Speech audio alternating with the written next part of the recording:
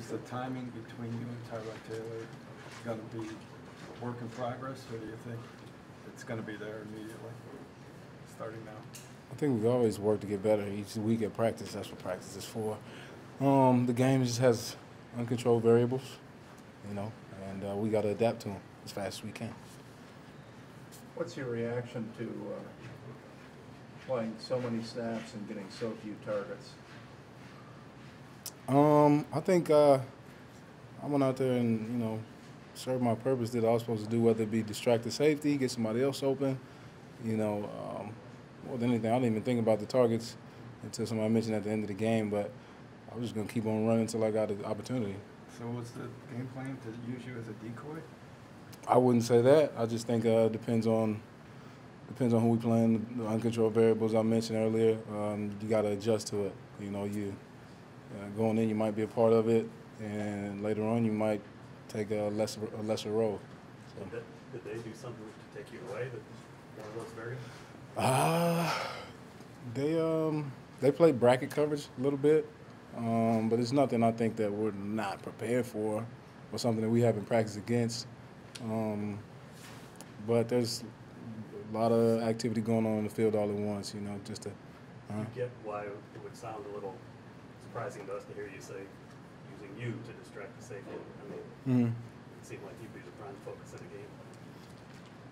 Yeah, well,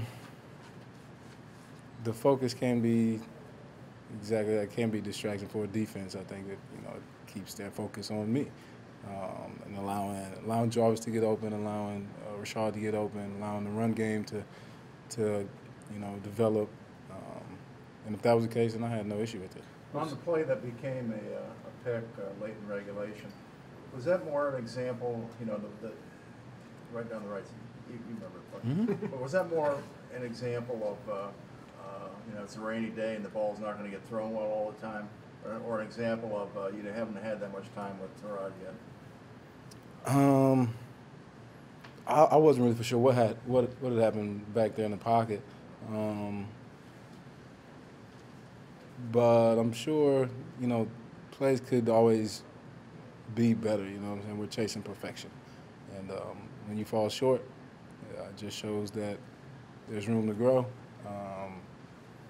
But whatever happened back in the pocket, I was out there just running my route, and the ball came out. I got to adjust to the ball as I see it. If it's short, you got to try to make a play on it, try to knock it down or something.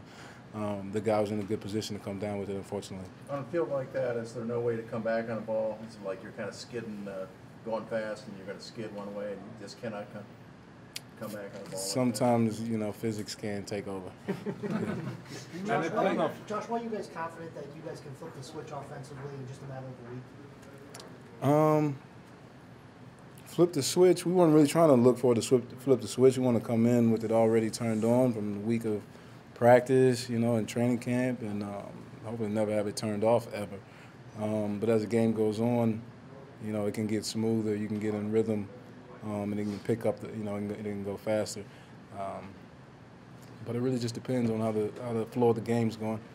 I don't know if you were asked this after the game, but were you surprised you were on the field for the first play after all that was said? Yeah, actually, I was. Yeah, I was definitely surprised. And were you surprised that you were not on the field for the next two series?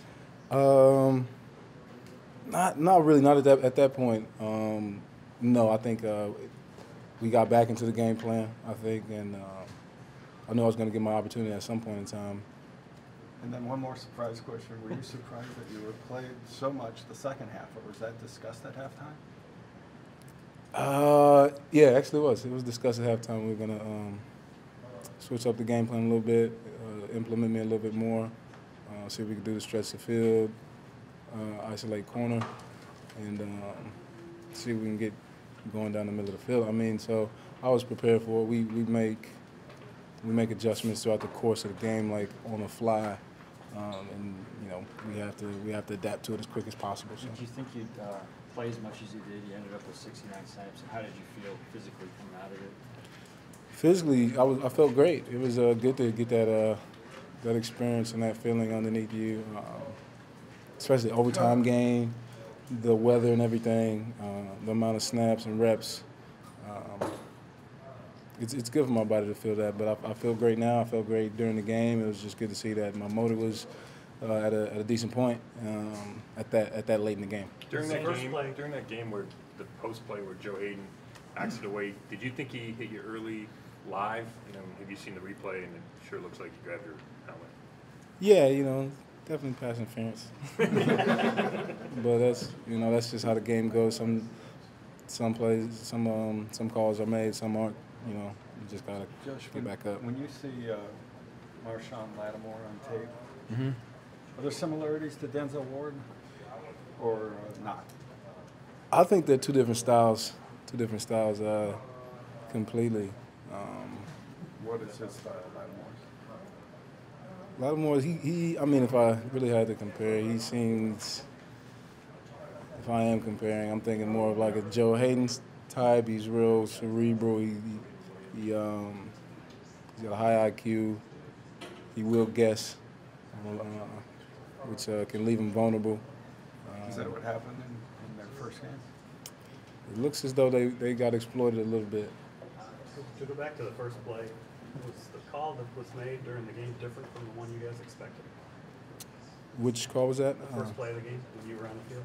Oh, actually, yeah, it was originally I thought it was going to come a little bit later, but in that first drive, yeah, When did you know that you were going out there for the first play? Really, like right before the offense went out on the field. I think I heard one of the coaches mention it during pregame, but I wasn't really too sure about it. It didn't really make sense at the time. And then right before the offense went out, they told me to go out there. And I was like, okay, all right, well.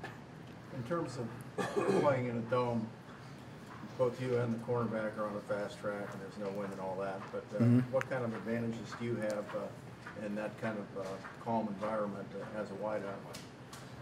I love playing on turf. It's a fast track. You know what you're going to get. You don't have to worry about the elements.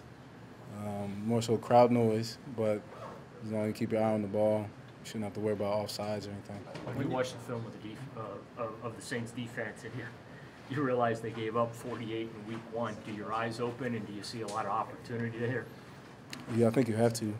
As offense watching film, you have to see exactly what mistakes were made on their part that we could try to exploit as well. And it's going to take this week of practice, I think, and the diligence to make sure we key in on those. Despite the bracket coverage and some of the focus the Steelers paid you, did you still feel like there were one-on-one opportunities that, going back, if you get those same looks, that you guys will be able to exploit? Yeah, definitely. I wish there were a couple ones we could get back, one-on-one opportunities where they didn't bracket or where we were in a personnel that they didn't match up well with. And I think sometimes the defensive line got a good rush, pocket collapse or, what have you. Or I was on the backside of the play, the last read. So you definitely wish, some things could just be altered in, the course of the game. But definitely can't look back anymore.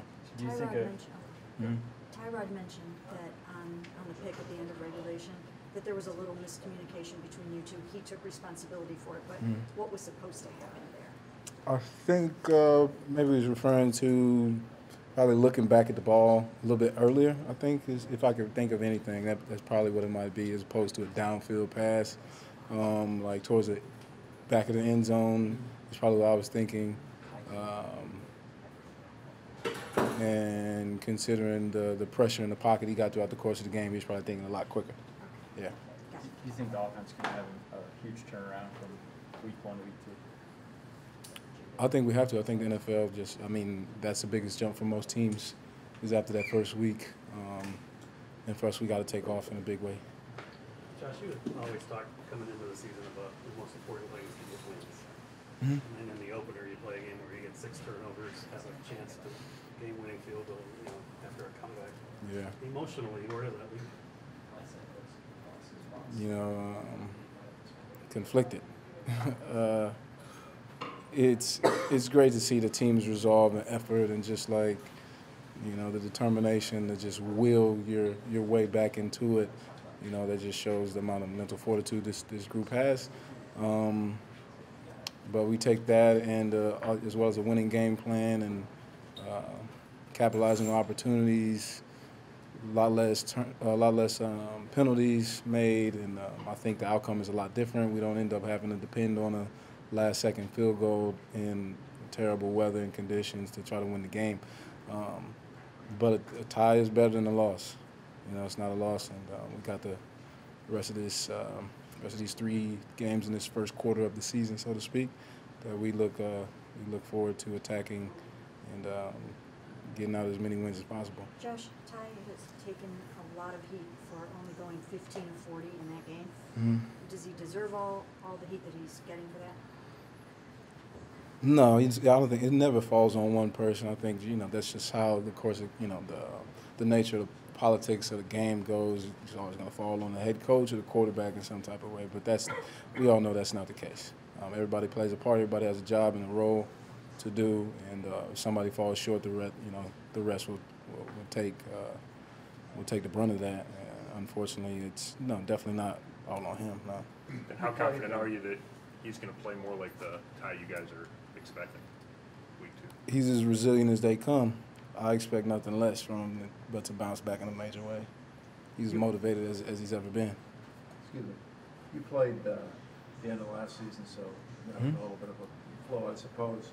But is this a completely different thing, coming back at the start of the season and getting into a whole season? Does it feel like something brand new? Sure, you could say that. You could say that. It's been since my rookie year, But to me, when I'm out on the field, it feels like another opportunity to just play the game. It feels like a game, just kind of one at a time, not necessarily looking down to see I got 15 more to go, in a bye week. I'm not really seeing it that way. So I'll take it one game at a time. Last week in the middle Last one here? middle of the week last week, you said we're all counting on Myles Garrett to do something to impact that game. So as it unfolded, what did you think of his plays there in the fourth quarter? He met my expectations. Definitely did. And I think he met his as well, and I think he knows he could take it up to another level. And we look towards guys like that on this team that are in that starting position to get big game changers for us and game breakers.